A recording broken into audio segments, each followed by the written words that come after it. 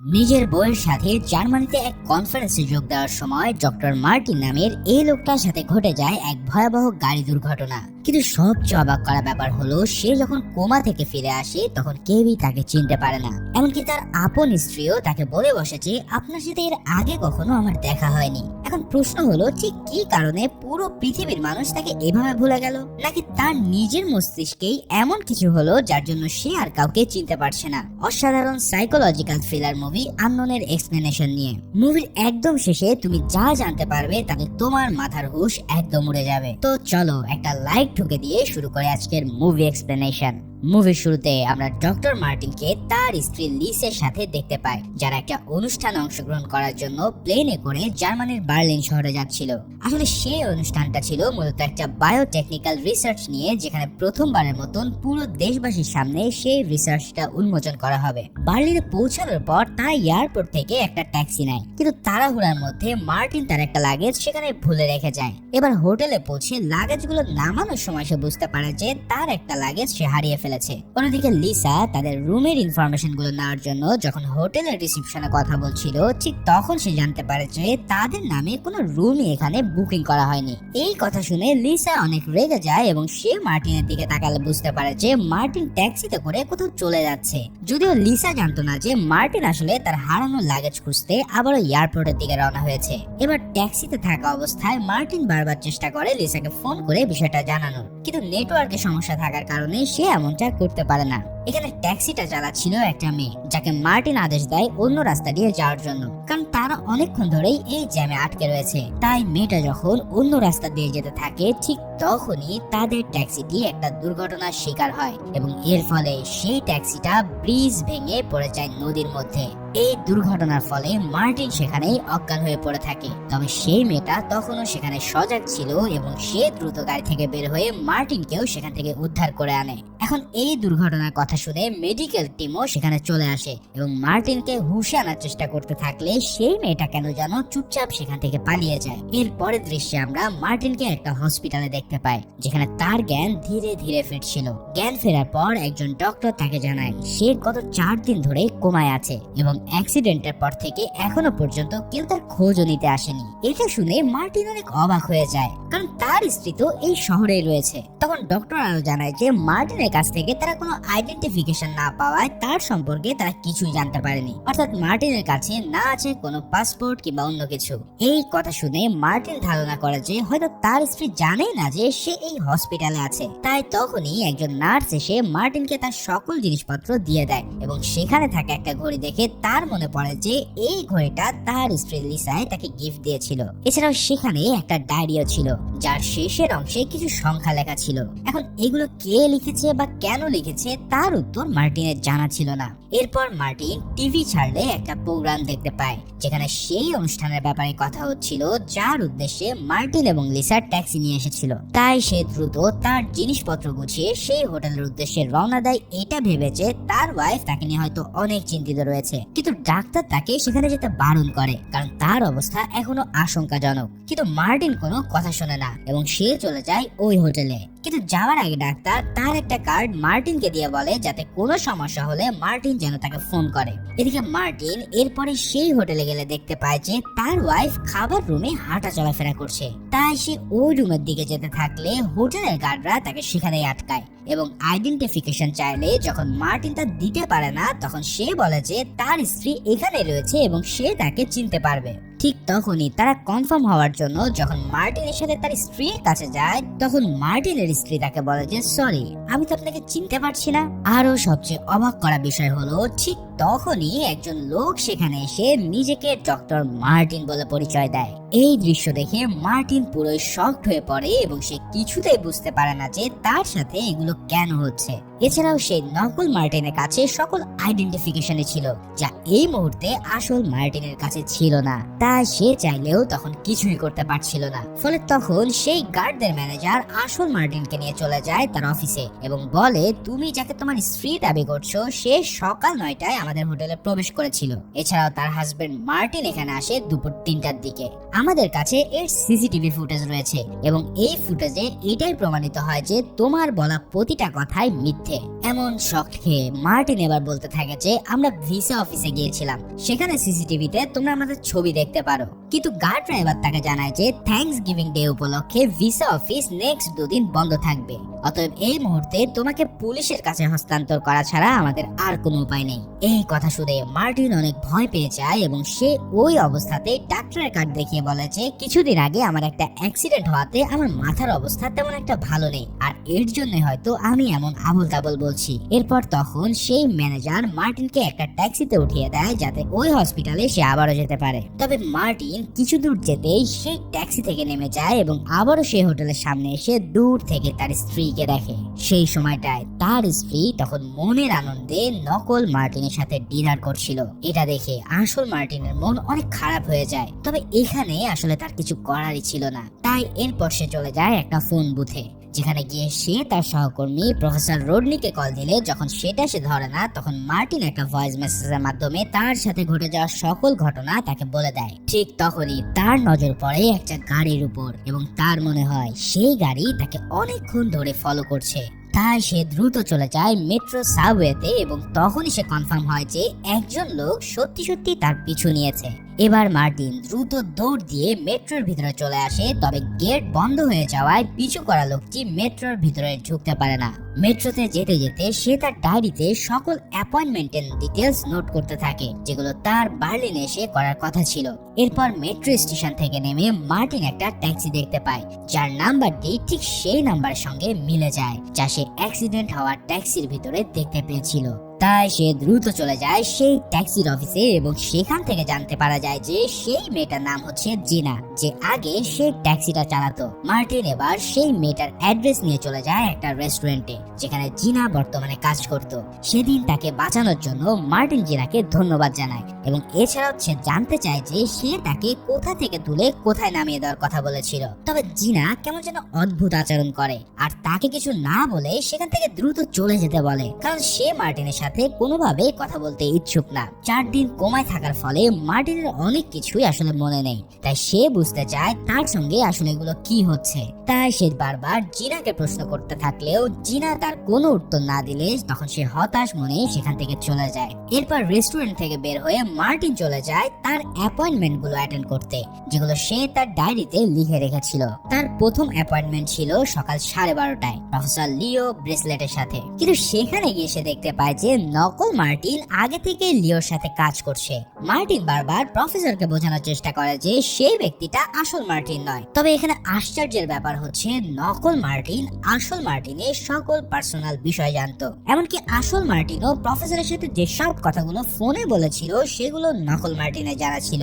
এই সব কিছু দেখে প্রফেসর অনেক কনফিউজ হয়ে যায় এবং তার কাছে আসল মার্টিনের কোনো ছবিও ছিল না যে সে আসলে তাকে চিনবে। ঠিক তখনই নকল মার্টিন তার পাসপোর্ট এবং লিসের সাথে তোলা ছবি দেখালে প্রফেসর বিশ্বাস করে নেয় যে এটাই হচ্ছে আসল মার্টিন। এবার নকল মার্টিনের সেই ছবি দেখে আসল মার্টিনের মনে পড়ে যায় যে হুবহু এরকম একটা ছবি সে আগে লিসার সাথে তুলেছিল। তাহলে এই নকল মার্টিন কিভাবে আসলো এই ছবিতে? এই সব ভাবতে ভাবতে আসল মার্টিনের মাথা ঘুরতে থাকে এবং সেন্স হারিয়ে নিচে পড়ে গেলে আসল মার্টিনকে আবারও সেই আগের হসপিটালে নিয়ে যাওয়া হয়। পরের দৃশ্যে আমরা হসপিটালে মার্টিনকে দেখতে পাই যে তার সাথে ঘটা সকল ঘটনা নিয়ে অনেক চিন্তিত ছিল। সে বুঝতে পারে যে এই সকল ঘটনা তার সাথে তখন থেকেই ঘটছে যখন থেকে তার অ্যাক্সিডেন্ট হয়েছে। তাই তখনই সেই আগের নার্সটি মার্টিনকে দুশ্চিন্তায় দেখে একটা গোয়েন্দার অ্যাড্রেস তাকে দেয় যাতে যে কোনো মুহূর্তে সে যেন তার সহযোগিতা পেতে পারে। এই গোয়েন্দাটা ছিল এই নার্সেরই একজন বন্ধু। ঠিক তখনই সেখানে ডক্টর চলে আসে এবং মার্টিনকে বলে, আমি আগেও বলেছিলাম যে তোমার ব্রেনের অবস্থা তেমন একটা ভালো না, তাই তুমি এরকম উল্টাপাল্টা বিষয় নিয়ে হয়তো হ্যালুসিনেশন করছো, ফলে তোমার ব্রেনের এখন প্রয়োজন হচ্ছে রেস্ট, যা তুমি এই মুহূর্তে দিতে চাইছো না। আর এর জন্যই আমি সেদিন তোমাকে এখান থেকে যেতে বারণ করেছিলাম। তখন মার্টিন বলতে থাকে, আমি যদি মার্টিন না হই তাহলে মার্টিনের ব্যাপারে আমি এত কিছু জানি কিভাবে? কিন্তু এর উত্তর ডক্টরের কাছে ছিল না এবং সে মার্টিনকে ঘুমের ইনজেকশন দিয়ে ব্রেন স্ক্যানের জন্য এমআরআই মেশিনে পাঠিয়ে দেয়। এরপর হুঁশ ফিরে আসলে মার্টিন ডাক্তারের পোশাকে সেই ব্যক্তিটাকে দেখতে পায় যাকে সে মেট্রো স্টেশনে তার পিছু করতে দেখেছিল। সেই ব্যক্তি মার্টিনকে সেখান থেকে নিয়ে যেতে থাকলে নার্স বিষয়টা দেখে ফেলে এবং সে তাকে থামানোর প্রচন্ড চেষ্টা করলেও সেই লোকটা ওই নার্সটাকেই মেরে ফেলে। এই দৃশ্য দেখে মার্টিন এবার প্রচন্ড ভয় পেয়ে যায়। সেই লোকটি যখন ওই নার্সের লাশ লুকাতে ব্যস্ত ছিল, ঠিক সেই সুযোগ পেয়ে মার্টিন সেখান থেকে পালিয়ে যায় এবং একটা অ্যাম্বুলেন্সে করে দূরে কোথাও চলে যায়। এরপর অ্যাম্বুলেন্স থেকে বের হয়ে সে সর্বপ্রথম লিসাকে ফোন দেয় যাতে তার সাথে কথা বলতে পারে এবং তাকে বোঝাতে পারে, কিন্তু লিসার ফোনটা তোলে নকল মার্টিন এবং সে বিরক্ত হয়ে ফোনটা রেখে দেয়। তখনই তার সেই নার্সের দেওয়া অ্যাড্রেসের কথা মনে পড়ে এবং সে দ্রুত চলে যায় সেই গোয়েন্দার সাথে দেখা করতে, যার নাম ছিল জুর্গেন। এই জুর্গেন আগে আমেরিকার মিলিটারির একজন সিকিউরিটি অফিসার ছিলেন। মার্টিন তার সকল ঘটনা জুর্গেনকে খুলে বলে এবং তাকে রিকোয়েস্ট করে যে সে যেন তার কথা বিশ্বাস করে এবং তার আইডেন্টিফিকেশন পুরো দুনিয়ার সামনে তুলে ধরে। এই সব শুনে জুর্গেন বলে, আমার পুরো বিশ্বাস আছে তোমার উপর এবং আমি তোমাকে অবশ্যই এখানে সাহায্য করব, কেননা তারা ইতিমধ্যে আমার বান্ধবীকে মেরে ফেলেছে। মার্টিন তখন বলে, আমার সাথে ঘটা সকল ঘটনা কেউ একজন প্ল্যান করে করছে এবং তার এই প্ল্যানে কোনো না কোনো ভুল নিশ্চয়ই থাকবে। তখন জুর্গেন বলে, তুমি ঠিকই বলেছো, আমাদের এটা বের করতে হবে যে সেই নকল লোকটি আসলে কোন উদ্দেশ্য পালনের জন্য তোমার জায়গা নিয়েছে। তখন মার্টিন জানায় যে যারা এই কাজগুলো করেছে তারা নিশ্চয়ই কয়েক বছর ধরে এই প্ল্যানগুলো করে আসছে, কারণ তারা আমার ব্যাপারে এমন কিছু নেই যে তারা জানে না। এরপর মার্টিন তার ডায়েরিটা জুর্গেনকে দিলে সে ডায়েরির পিছনে থাকা নাম্বারগুলোর ব্যাপারে জিজ্ঞেস করে। তবে মার্টিন এখানে বলে যে আমি জানি না এগুলো কি, তবে এই হাতের লেখাটা আমার স্ত্রীর, এতটুকু আমি বুঝতে পারছি। তখন জুর্গেন বলে, তুমি অ্যাক্সিডেন্ট হওয়ার আগে সর্বশেষ কার সাথে কথা বলেছিলে? জবাবে মার্টিন জানায় যে আমি সর্বশেষ সেই ট্যাক্সি ড্রাইভার মেয়েটার সাথেই কথা বলছিলাম। তখন জুর্গেন মার্টিনকে আদেশ দেয় যে যেভাবেই হোক তোমার সেই মেয়েটার সাথে কথা বলতে হবে, কারণ তার মাধ্যমে আমরা একমাত্র অনেক কিছুরই উত্তর পাবো। এর পরের দৃশ্যে আমরা মার্টিনকে জিনার পিছু করতে দেখি। এখানে মার্টিন জিনাকে বারবার তার সাহায্যের প্রয়োজন বলতে থাকলেও জিনা বরাবরের মতোই তাকে মানা করে দেয়। ঠিক তখনই মার্টিন তার হাতের ঘড়ি, যেটা লিসা তাকে দিয়েছিল, সেটা জিনার হাতে দিয়ে বলে যে এই ঘড়িটার দাম অনেক বেশি এবং তুমি আমাকে সাহায্য করলে আমি তোমাকে এটা দিয়ে দেব। এমন লোভনীয় অফার পেয়ে এবার জিনা তার সাথে কথা বলতে রাজি হয়। আসলে জিনা এখানে অবৈধভাবে থাকতো, যার কারণে তার অনেক টাকার প্রয়োজন ছিল। যেহেতু জিনার কাছে কোনো আইডেন্টিফিকেশন অর্থাৎ পাসপোর্ট কিংবা ভিসা কিচ্ছু ছিল না, তাই সে চাইলেও এই দেশ ছেড়ে পালাতে পারছিল না। এমনকি জিনা দুর্ঘটনার দিন এই জন্য পালিয়েছিল যাতে সে পুলিশের হাতে ধরা না খায়। এই সব কথা শোনার পর জিনা কথা দেয় যে সে মার্টিনকে সাহায্য করবে এবং সে মার্টিনকে জিজ্ঞেস করে যে তুমি আমার কাছ থেকে কি জানতে চাও। তখন মার্টিন তাকে বলে যে তুমি আমাকে ওই দিন কোন জায়গায় ছেড়ে আসার কথা ছিল সেটা বলো। এই কথা শুনে জিনা বলে, সেদিন তোমাকে আমি এয়ারপোর্টের উদ্দেশ্যে নিয়ে যাচ্ছিলাম এবং তুমি সেদিন অনেক তাড়াহুড়োয় ছিলে, কিন্তু এয়ারপোর্টে তুমি কেন যাচ্ছিলে সেটা আমি জানি না। তখন মার্টিন জিনাকে একটা থাকার ব্যবস্থা করে দিতে বললে জিনা মার্টিনকে তার বাসায় নিয়ে যায়। তবে মার্টিন যখন তার বাথরুমে ফ্রেশ হচ্ছিল, ঠিক তখনই জিনার ঘরের বেল বেজে ওঠে। জিনা যখন দরজা খুলতে যায় তখন ঠিক সেই লোকটাই সেখানে চলে আসে যে মূলত মার্টিনের পিছু করছিল। সেই লোকটি এবার তার সাথে একজন অ্যাসাসিন এনেছে, যে ঘরের মধ্যে মার্টিনকে খুঁজতে থাকে এবং যখন দেখে যে রুমের একটা দরজা খোলা, ঠিক তখনই তার ধারণা করে নেয় যে মার্টিন সেই জানলা দিয়ে বের হয়ে পালিয়ে গেছে। তাই সেই অ্যাসাসিন মার্টিনকে খুঁজতে সেই জানলা দিয়ে বেরিয়ে যায় এবং সিঁড়ি দিয়ে নিচে নামতে থাকে। ঠিক সেই সময় ওই লোকটা যখন জিনাকে মারতেই যাবে, তখন ভূতের মতো কোথা থেকে মার্টিন এসে ওই লোকটাকে হামলা করে বসে।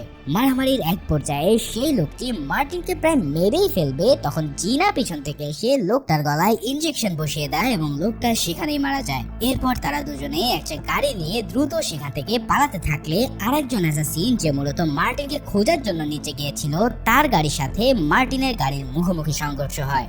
এক পর্যায়ে তাদের দুজনের গাড়ি ট্রেনের সাথে বাড়ি খাওয়ার কারণে চূর্ণ বিচ্ছিন্ন হয়ে যায়। তবে সঠিক সময়ে জিনা ও মার্টিন তাদের গাড়ি থেকে বের হয়ে একটা বাড়ির দিকে রওনা দেয়। সেখানে জিনা অনেক শোকে ছিল, কারণ সে একজন মানুষকে ইতিমধ্যে হত্যা করে ফেলেছে। তাই সে মার্টিনকে থাপ্পড় দিয়ে বলেছে, তোমার মতন মানুষের জন্য আমার পুরো পরিবার খুন হয়েছে, আর দেখো আজ তোমার জন্যই আমি আমার জীবনে একটা মানুষকে হত্যা করে ফেলেছি। তাই তোমার সাথে কেউ থাকুক বা না থাকুক, আমি থাকলে অবশ্যই আমার আরো ক্ষতি হবে। তাই তোমার সাথে আমি আর কোনো কাজ করতে পারবো না।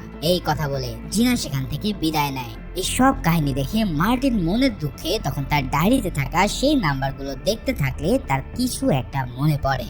সে বুঝতে পারে যে এই নম্বরগুলো আসলে হচ্ছে এক একটা কোড, যেগুলো ডিকোড করলে হয়তো কিছু বৈজ্ঞানিক নাম তৈরি হয়। মার্টিন এরপরে সেই বৈজ্ঞানিক নামগুলোকে তার ডায়েরির মধ্যে নোট করতে থাকে, যাতে সে এগুলো জুর্গেরকে ভালো করে বলতে পারে। পরের দিন মার্টিন চলে যায় জুর্গের সাথে দেখা করতে, যার সাথে আগে থেকে জিনা দাঁড়িয়েছিল। মার্টিন সেই নাম্বার এবং নামগুলো জুর্গকে দেখিয়ে বলে যে আমি এই নাম্বারগুলোর মাধ্যমে কিছু বৈজ্ঞানিক নাম বের করেছি ঠিকই, তবে এই নামগুলোর ব্যাপারে আমার আর কোনো আইডিয়া নেই। তখন জুর্গের বলে, আমি কাল কিছু রিসার্চ করে জানতে পেরেছি যে আরবের প্রিন্স বিভিন্ন দেশের খাবার ঘাটতি রোধ করার জন্য একটা এক্সপেরিমেন্ট করছে, যেটা করতে তাকে সাহায্য করছে ডক্টর লিও ব্রেসলেট। এই লিওর সাথে তোমার প্রথম অ্যাপয়েন্টমেন্ট হওয়ার কথা ছিল, কিন্তু নকল মার্টিন আগে থেকে সেখানে থাকায় তুমি এটা করতে পারোনি।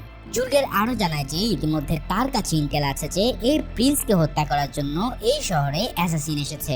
যদিও বা এর আগে প্রিন্সকে অনেকবারই হত্যা করার চেষ্টা করা হয়েছিল, তবে প্রতিবারই কোনো না কোনো ভাবে সে এই সকল হামলা থেকে বেঁচে ফেরে। আসলে আরবের বাকি ব্যবসায়ীরা সকলে তেলের ব্যবসা করলেও তারা জানে একসময় তাদের এই তেল শেষ হয়ে যাবে, কিন্তু প্রিন্স সাদা যদি তার এক্সপেরিমেন্টে সফল হয়ে যায় তাহলে পুরো দুনিয়াতে বিজনেস ইন্ডাস্ট্রি সে চালাবে, এবং একবার যদি এই এক্সপেরিমেন্টের ফর্মুলা তারা পেয়ে যায় এবং প্রিন্স সাদাকে মেরে ফেলতে পারে, তাহলে তারা এই ফর্মুলা বেচে অনেক ধনী হতে পারবে। যার কারণে বিভিন্ন প্রোগ্রামে প্রিন্স সাদার উপরে প্রায় সময় হামলা হতে দেখা যায়, আর এর পিছনে হাত রয়েছে অনেক বড় বড় মানুষের। এছাড়াও তুমি যে অনুষ্ঠানে বার্লিনে এসেছিলে সেটা তো আজকে রাত্রেই হতে যাচ্ছে, আর এই অনুষ্ঠানটাই হবে অ্যাসাসিনদের জন্য মক্ষম সুযোগ। এছাড়াও নকল মার্টিন এর জন্যই তোমার রূপ নিয়ে রেখেছে, কারণ তুমি এই রিসার্চটা সক্ষম করতে ডক্টর ব্রেসলেটকে অন্যভাবে সাহায্য করতে চাইছিলে, যার কারণে তোমাকে সেই অনুষ্ঠানে আমন্ত্রণ জানানো হয়েছে। আর এটাই হবে মক্ষম সুযোগ প্রিন্সকে হত্যা করার, কারণ নকল মার্টিন খুব সহজে প্রিন্সের আশেপাশে চলে যেতে পারবে। এবার মার্টিন জিনাকে নিয়ে চলে যায় একটা আর্ট এক্সিবিশনের সামনে, যেখানে মার্টিন এসেছিল মূলত লিসের সাথে দেখা করতে। আসলে মার্টিন জানতো যে লিস আজকে ঠিক একই সময় আর্ট এক্সিবিশনে আসবে এবং এটাই হবে তার সাথে কথা বলার সুযোগ। মার্টিন এরপর আর্ট এক্সিবিশনের ভিতরে চলে যায় লিসার সাথে কথা বলতে, তবে সে বাইরে জিনাকে রেখে আসে, যাতে নকল মার্টিন আসলে জিনা আগে থেকে তাকে সতর্ক করতে পারে। এরপর মার্টিন লিসার পিছু করতে থাকলে দেখা যায় যে গাড়িতে অ্যাক্সিডেন্ট হওয়া সেই অ্যাসাসিন লিসার উপরে নজর রাখছে। তখনই জিনা মেসেজ দিয়ে বলে যে নকল মার্টিন ইতিমধ্যে রওনা দিয়েছে। এর কিছুক্ষণ পর লিসা যখন একা হয়ে যায় তখন মার্টিন সেখানে চলে আসে এবং তার চোখে চোখ রেখে সকল সত্যি কথা বলতে বলে। এবার লিসা তাকে বলে, তুমি দ্রুত এখান থেকে চলে যাও, নাহলে তারা আমাদের দুজনকে এখানে মেরে ফেলবে। কিন্তু মার্টিন লিসাকে একা রেখে সেখান থেকে যেতে চাইছিল না। তবে তখন লিসা তাকে জানায়, তুমি না সেদিন তোমার লাগেজ নিতে এয়ারপোর্টে গিয়েছিলে, এখন এটা যদি তুমি পাও তাহলে তুমি সব প্রশ্নের উত্তর জানতে পারবে। আমি সেখানে তোমার সাথে ফাইনালি দেখা করব। এখন তুমি দ্রুত এখান থেকে চলে যাও। এই সব কথাবার্তার মাঝে অন্যদিকে জুর্গের কাছে একটা চিঠি আসে। এই চিঠিটার মধ্যে মার্টিন এবং লিসার ভিসা সেন্টারের মেইন ছবিটা ছিল, যার ফলে এই ছবি দেখে জুর্গ কনফার্ম হয়ে যায় যে মার্টিনের বলা প্রতিটা কথাই সত্য এবং প্রিন্স সাদাকে হত্যা করার জন্য বড় একটা পরিকল্পনা করা হয়েছে। ঠিক তখনই জুর্গের কাছে মার্টিনের সেই সহকর্মীর ফোন আসে, যাকে মার্টিন ফোন বুথের মাধ্যমে মেসেজ দিয়েছিল। সেই সহকর্মী জুর্গকে বলে, আমি মার্টিনের ব্যাপারে কিছু কথা আপনার সাথে বলতে চাই, তাই আপনি আমাকে বলুন আমাকে কোথায় আসতে হবে। তখন ডিটেকটিভ তার বাড়ির অ্যাড্রেস দিলে সেই সহকর্মী যার নাম রডনি সে সেখানে চলে আসে। কিন্তু যখনই রডনি সেখানে আসে তখন ডিটেকটিভ বুঝতে পারে যে মার্টিনের সহকর্মী একজন ভাড়াটে খুনি, যে তাকে হত্যা করার জন্য এখানে এসেছে।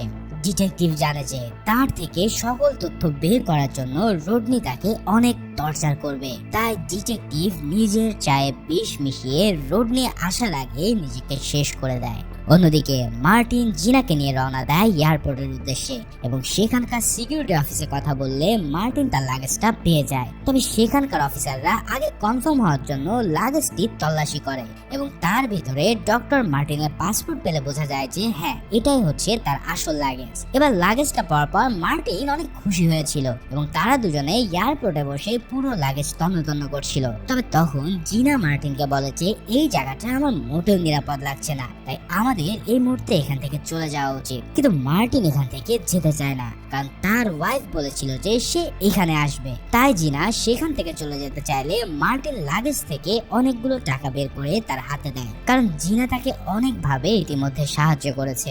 এবার জিনা সেই টাকাটা নিয়ে নেয় এবং মার্টিনের দেওয়া ঘড়িটা তাকে ফেরত দেয়, কারণ সেই ঘড়িটা মার্টিনের স্ত্রী তাকে দিয়েছিল। এছাড়াও সে জানে যে মার্টিন তার স্ত্রীকে কতটা ভালোবাসে। তবে ইতিমধ্যে রডনি এয়ারপোর্টে চলে আসে এবং মার্টিনের সাথে দেখা করে বলে যে তোমার মেসেজ পাওয়ার সাথে সাথে আমি এখানে চলে এসেছি তোমাকে সাহায্য করার জন্য। তুমি এখন আমার সাথে চলো, আমি তোমার সবকিছু ঠিক করে দেব। এই কথাগুলো শুনে মার্টিন তাদের সাথে যেতে থাকলে সেই অ্যাসাসিন পিছন থেকে এসে মার্টিনের গলায় ইলেকট্রিক শক দেয়। আর এই কারণে মার্টিন সেখানে বেহুশ হয়ে পড়লে রডনি মার্টিনকে তুলে নিয়ে কোথাও চলে যেতে থাকে। তবে এই সব দৃশ্যগুলো দূর থেকে জিনাও দেখেছিল, তাই সেই এয়ারপোর্ট থেকে একটা গাড়ি চুরি করে কোনো কিছু না ভেবে রডনির গাড়ির পিছু করতে থাকে।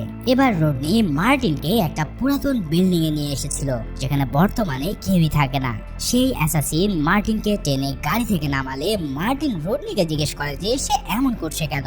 তখন রডনি গম্ভীরভাবে বলে ওঠে, তুমি আগে সকল কাজ খুব পারফেক্টলি করতে, কিন্তু জানি না এবার তোমার কি হয়েছে।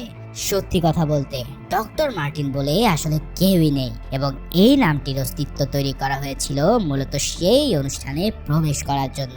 এমনকি যাকে তুমি তোমার স্ত্রী ভাবছো সেও তোমার আসল স্ত্রী নয়। এগুলো সব কিছুই প্রি প্ল্যান এবং আমি এই সকল প্ল্যান তৈরি করেছি। এছাড়া নকল মার্টিন আমাদের প্ল্যানেরই একটা অংশ ছিল, যাতে তোমার কিছু হয়ে গেলেও প্ল্যানটা ঠিকঠাক ভাবে বাস্তবায়ন করা যেতে পারে। কিন্তু এখন তুমি আমারই পথের কাঁটা হয়ে দাঁড়িয়েছো, যার কারণে আমার নিজেরই এখানে আসতে বাধ্য হয়েছি। এই সব কথা শুনে মার্টিন এবার অবাক হয়ে রডনিকে জিজ্ঞেস করে যে তাহলে আমার আসল পরিচয় কি। তখন রডনি বলে, তুমি আমার এজেন্সির সবচেয়ে ভালো এবং দক্ষ ভাড়াটে খুনি।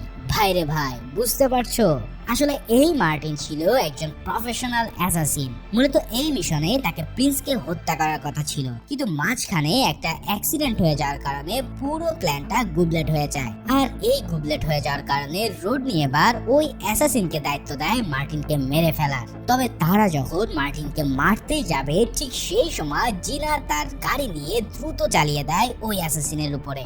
এরপর মারাত্মক এক ফাইটিং হলে বিল্ডিং থেকে নিচে পড়ে যাওয়ার কারণে রডনি সহ অ্যাসাসিনরা সেখানেই মারা যায়। এই কাণ্ডের পর মার্টিন তখন তার লাগেজ চেক করে দেখতে পায় যে তার এবং লিসার বিভিন্ন নামের অনেকগুলো ফেক পাসপোর্ট রয়েছে। আর এই জিনিসটাতে প্রমাণ হয়ে যায় যে ডক্টর মার্টিন বলে আসলে কেউ নেই।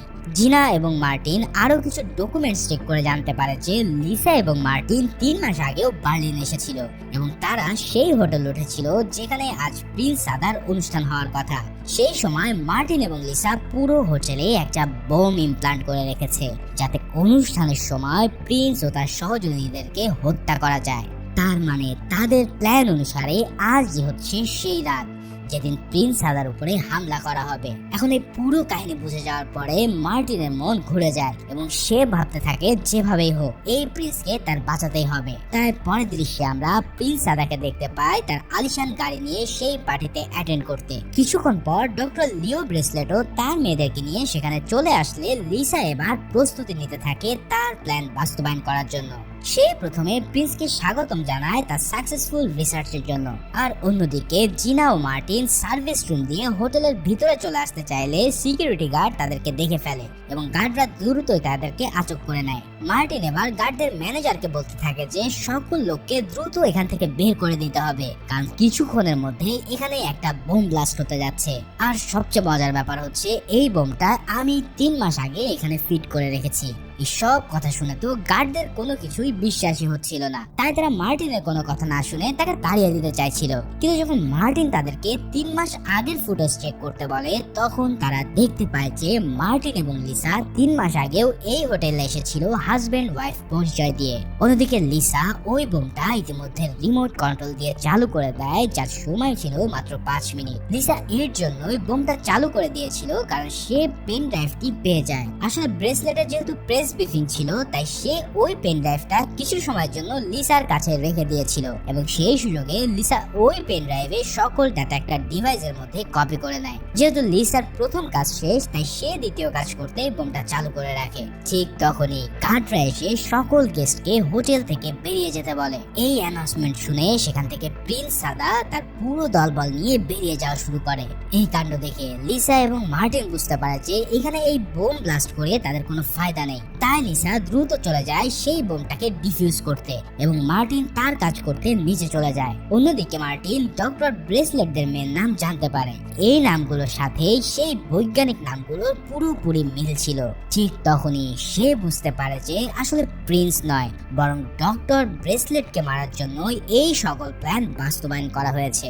আসলে এই পুরো রিসার্চটা করেছিল ডক্টর ব্রেসলেট, যেটা অ্যানাউন্স করার কথা ছিল প্রিন্স সাদা। এখন যদি এই রিসার্চটা পুরো দুনিয়ার সামনে চলে আসে, তাহলে মানুষের জীবন থেকে খাদ্যের চাহিদা মুহূর্তের মধ্যে খতম হয়ে যাবে। এছাড়া এই রিসার্চের ডাটাগুলো যদি কোনো খারাপ মানুষের হাতে চলে যায়, তাহলে এটা সাধারণ মানুষকে নিঃস্ব করে ছাড়বে। তাই মার্টিন দ্রুত চলে যায় ডক্টর ব্রেসলেটকে আগে বাঁচাতে। অন্যদিকে আমরা নকল মার্টিনকে দেখতে পাই যে ডক্টর ব্রেসলেটের পিছু করতে থাকে, কিন্তু আসল মার্টিন সেখানে চলে আসে এবং নকল মার্টিন আটকানোর জন্য তার উপরে ঝাঁপিয়ে পড়ে। অন্যদিকে লিসাও ইতিমধ্যে বোমের কাছে পৌঁছে যায়, কিন্তু এই বোমটা ডিফিউজ করার আগেই সেটা মুহূর্তে ব্লাস্ট হয়ে গেলে লিসা সেখানে মারা যায়। এদিকে আসল মার্টিনও অনেক চেষ্টার পর ফাইনালি নকল মার্টিনকে মারতে সক্ষম হয়। এরপর জিনা আহত মার্টিনকে নিয়ে দ্রুত সেখান থেকে বেরিয়ে আসে।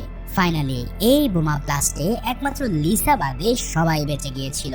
তাই খুব দ্রুতই ডক্টর ব্রেসলেট তার প্রেস ব্রিফিং এর মাধ্যমে পুরো দুনিয়াকে তার রিসার্চের ব্যাপারে জানিয়ে দেয়। আর পুরো দুনিয়া জানতে পারে যে নতুন এক ধরনের ফসল আবিষ্কার হতে চলেছে, যার ফলন এতটাই ভালো হবে যে পুরো দুনিয়ার খাদ্যশস্যের চাহিদা সেটা মেটাতে সম্ভব। মুভির একদম শেষ সিনে আমরা মার্টিনকে জিনার সাথে দেখতে পাই। এখানে আসলে মার্টিন অনেকদিন জিনার সাথে থাকতে থাকতে তাদের মধ্যেও একটা ভালোবাসার সৃষ্টি হয়, আর যার কারণে তারা দুজনেই বেরিয়ে পড়ে এক নতুন যাত্রার জন্য।